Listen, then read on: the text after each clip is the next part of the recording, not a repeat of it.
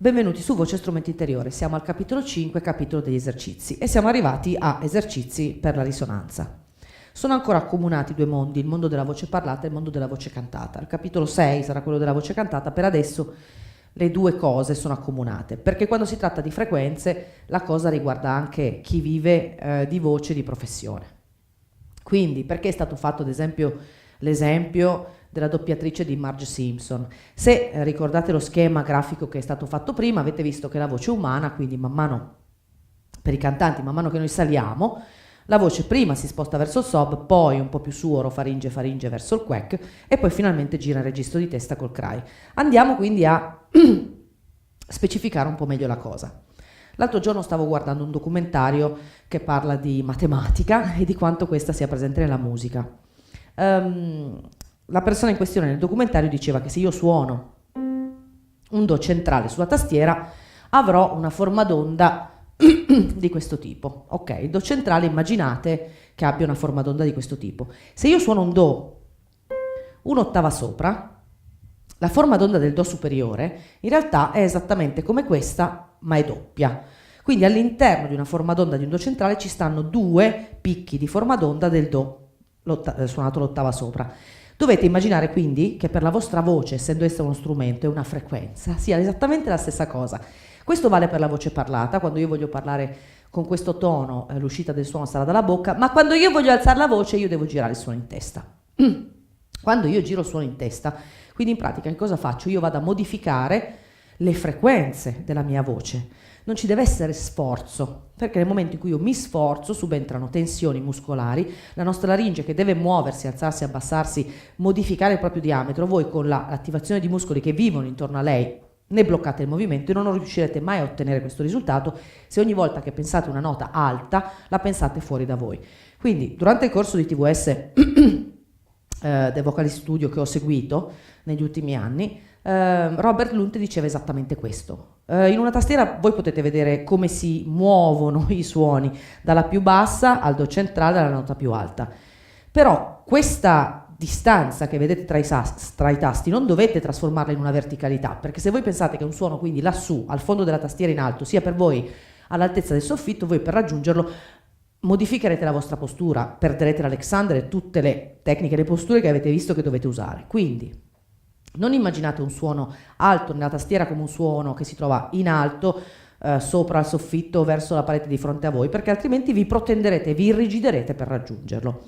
Immaginate invece il suono fatto di frequenze esattamente in questo modo. Se io devo cantare un Do e devo poi andare Do a cantare un Do più alto, quello che devo fare non è qualcosa di fisico, è qualcosa che io opero a livello di risonanza, cioè io cambio le frequenze della nota più alta. Ecco perché il grafico di prima, perché se io voglio cantare una nota bassa e poi una nota alta, io non devo ragionare in termini di sforzo, modificando la postura, ma io devo ragionare in termini di frequenza. Quindi una nota più alta ha una frequenza diversa, quindi io potrò usare la frequenza sob, la frequenza quack e la frequenza cry, potrò quindi addizionare la mia voce di frequenze nell'ordine prima basse, poi medie, quack twang e poi acute, cry, e modificando queste frequenze io posso salire senza che il mio corpo mi dica che io devo fare qualcosa fisicamente. A questo punto infatti c'è un esercizio che è sul libro di Roger Love, Set Your Voice Free, libera la tua voce, che è un esercizio di ottava semplicissimo,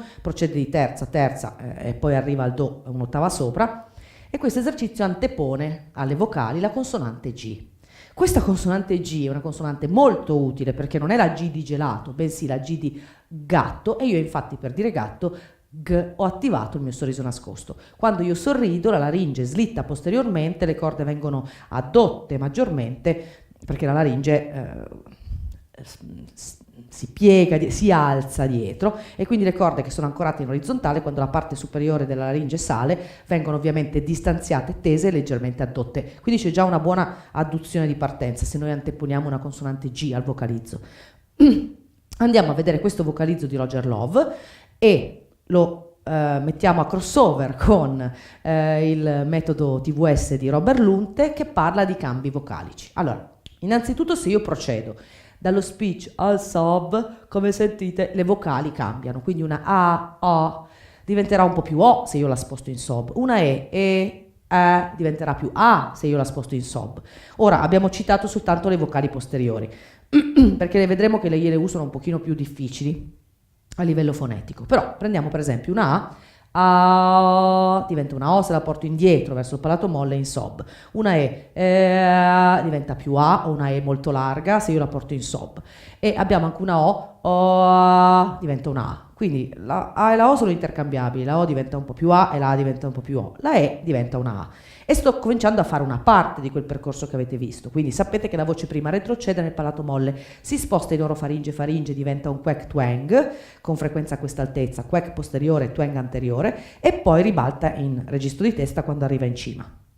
Quindi sob, frequenze basse, addizionate alla vostra voce di frequenze basse, quack, twang, che io incorporo sempre, metto allo stesso livello perché in effetti lo sono, la differenza è sottile, nel senso che il twang, state respirando dal naso, è un suono che viene dirottato in avanti e passa nel setto nasale, mentre il quack è un suono dove il naso è chiuso e rimane in orofaringe, quindi in realtà sono frequenze medie entrambe, ma la loro collocazione all'interno del nostro cavo orale è diversa. Quindi saliamo dal sob al quack, nel quack noi stiamo addizionando di frequenze medie. Il cry è quello che vi fa la voce da bambini, girato in testa, è un suono che va a addizionare alla vostra voce di frequenze acute. Se io adesso suono, cosa che farò, il vocalizzo di Roger Love, quindi avete due modi per farlo. Il primo, quello sbagliato, è di cercare la spinta per salire, e il secondo è quello magari di andare a operare delle modifiche a livello di frequenza su ciò che cantate. Quindi proviamo, non so, partiamo da un vocalizzo. Ok, io posso farlo sbagliato, ga ga ga ga ga ga. No, o posso farlo giusto. Andiamo a cercare di modificare la frequenza man mano che saliamo. Ga ga ga ga ga ga ga ga ga ga. Ok, cosa ho fatto? Se io potessi rallentare. Ga ga ga ga ga. Le sentite tutte e tre le frequenze. La prima è uno speech, la seconda è un sob, la terza è un quack e la quarta è un cry. Ga ga ga ga ga ga ga ga ga ga. Quindi io sto facendo percorrere la mia voce cantata lo stesso giro. Se invece siete degli oratori, le posture valgono anche per voi, e ricordatevi che quando dovete alzare la voce, dovete magari farvi sentire, voi dovete portare la voce qua e non dovete urlare, altrimenti commettete lo stesso sbaglio che farebbe un cantante quando vuole salire di nota e si trova a attivare le muscolature.